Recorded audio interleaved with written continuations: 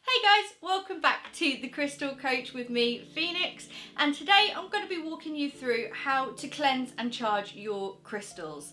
Now, I do get asked about this a lot, and people quite often ask me what the most effective way is to cleanse and charge your crystals, and it really depends on what crystal you're charging.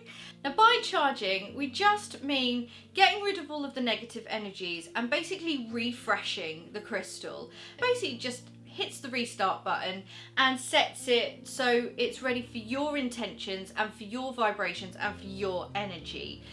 This is really important if you are buying crystals from somebody else, or even if they're kind of brand new from the mine. It's really important to cleanse and charge your crystals so they're ready for you, basically. So they're ready to kind of get to know you and get to know your energy and get to know your vibrations as well. And it also makes sure that if they have come from a previous seller or they have come from somebody that's owned them previously, it's just to make sure that any negative energies that they got from that person are completely wiped away and you're ready to go. Now, it's really important for me to mention at this point that this is a general list of ways that you can cleanse and charge crystals. These are not going to be suitable for every single crystal, okay? There will be one of these ways in this list that is suitable for your crystal, but not all of these ways are suitable for all crystals, so you need to make sure that you are doing your research on the crystal that you're looking to cleanse and charge first, before trying to cleanse and charge them. So let's jump in. The first one I'm going to mention is probably the most popular one actually, and I think this one is pretty much suitable for all crystals, and it's running it through incense smoke or sage smoke. Now, the only thing I will say is this one takes some time, because for it to work, you can't just kind of run it through once and then it's done. You do have to keep running it through, or keep a constant stream of the incense smoke or sage smoke on it for at least 2 minutes for it to work. So if you've got a lot of crystals that you are cleansing and charging this way, it can take some time and it can be a bit frustrating, but it is really important just to know that if you are doing it this way, you know, you're doing the right thing. You're cleansing and charging your crystals, and it's going to pay off in the long run. The next one is to run it under some fresh running water. Okay, now by fresh running water, I mean like from a tap isn't necessarily going to work as well. Like rivers and streams and stuff like that are brilliant for this because it connects it back to the earth as well. And not only that, it's the fresh running water. So you've got to think of the motion as well. So as it's washing over, it's taking away all the negative energies with it. So running water is the best. If you are going to use water from a tap, I would suggest using salt water. So making your own salt water. Take some water from the tap or previously boiled water, put it in a bowl, put 3 teaspoons of salt in there, swish it round, basically give it a proper good stir, make sure that there's kind of not a lot left at the bottom, and then immerse your crystals in that water for around an hour.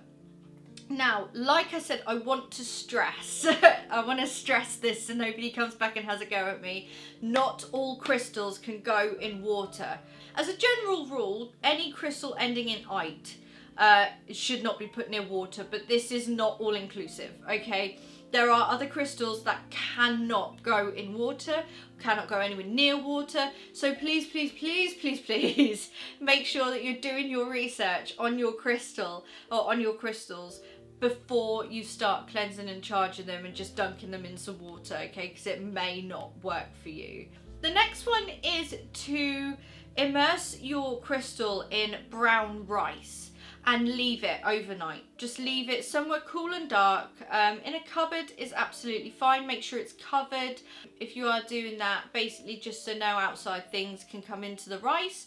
And it has to be brown rice. It has to be brown rice. So leave it in a bowl, immerse the crystal, make sure that the rice is all over the crystal, and leave it overnight.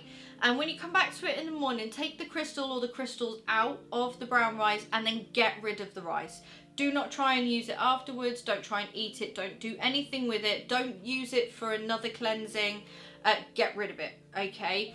If you are someone that eats rice or eats a lot of rice, you need to make sure that you're keeping your cleansing rice away from the rice that you eat, okay? And this is purely just because when you have cleansed and charged crystals in brown rice, the rice has absorbed all of the negative energy and all of the impurities in the crystal. So obviously if you then go and eat it afterwards, it's just not going to be very good for you at all. So make sure you are throwing it away afterwards.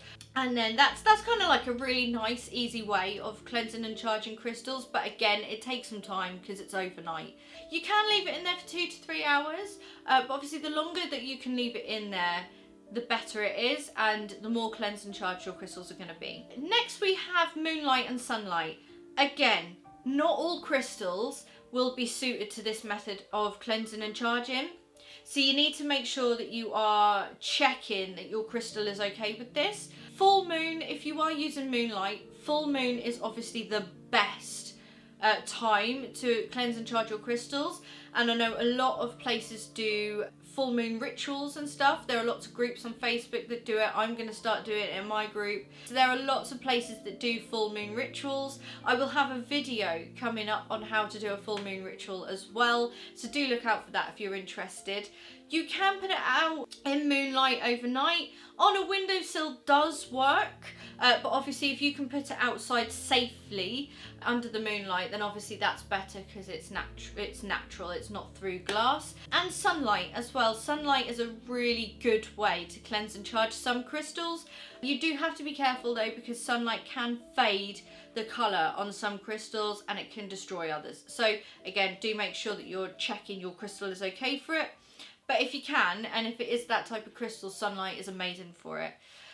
Next, we have more kind of earthy vibes of cleansing and charging your crystals. And it is literally just to get a pot of earth or dirt or something that needs to come from outside. And it needs to be dry. And you need to immerse your crystal in that dirt, cover it over and leave it outside. Obviously only do this if it's safe to do so. Don't kind of go leaving it out on the porch and then there's people come and steal it overnight. Don't do that. If you have a back garden, it's really good to do this in the back garden because obviously it's enclosed, no one can get there. And leave it outside overnight and then it will be recharged and cleansed by the natural elements of the soil. And obviously it's really good for grounding and it brings it back to nature as well, which is fantastic. Obviously just be careful with how you're cleaning the crystal again after it's been charged in the dirt, because not all crystals are good with water. So just be very aware that that's the thing that you need to pay attention to. Next we have noise. Some sounds can actually cleanse and charge crystals. So there are some things called singing bowls, and they come with a little wand, and you basically run the wand around the edge of the bowl and it makes a sound. And this sound, they come in all different kind of vibrations and all different tones, and these sounds can cleanse and charge the crystals. You can also get tincture bells. You can do special chants and things to cleanse and charge your crystals. This is a really, really effective way. It's not one of the ways that I use because I tend to charge a lot of my crystals all in one go. I tend to kind of use either the smoke method or the rice method. Sound is a really, really, really good way of charging your crystals, and it's a good way to kind of cleanse and charge a load of crystals in one go as well. So you can kind of just lay them out on the table and then put the singing bowl in the middle of them all and do it that way. If you are chanting, obviously have them all out in front of you. If you're using tincture bells, you do have to be quite close to the crystals with the tincture bells, so it might take you a little while and you have to kind of go around each one. But it is super, super, super interesting way to do it. Okay, that's it. So I hope that these ways have really, really helped you. Obviously, I'm always around if you have any questions. Drop me a message via my website or via my Facebook group. Both links are down below. There is also a link on my website to my Facebook group if you are interested in joining us. Yeah, if you have liked this video and it has been helpful to you, please don't forget to give it a like. It really, really helps me, especially as I'm getting started. Don't forget, if you are loving this content, you would like to see more, please don't forget to subscribe, okay? Because it tells YouTube that I'm an interesting person. And I would like to think that I am. I hope that I'm helping at least some of you. If you are subscribing, please don't forget to hit the bell icon, because if you hit the bell icon, you will know as soon as I post new videos, and it just makes sure that you're not going to miss anything and you're not going to lose out on a video that maybe you could find quite interesting and helpful. Other than that, guys, I hope to see you all in the Facebook group. It has just hit 600 members and I'm very, very excited, considering we only started on the 26th of January. So it's amazing, it's growing. We're a really, really lovely family. They're all a bit mad, but I do love them all very, very much.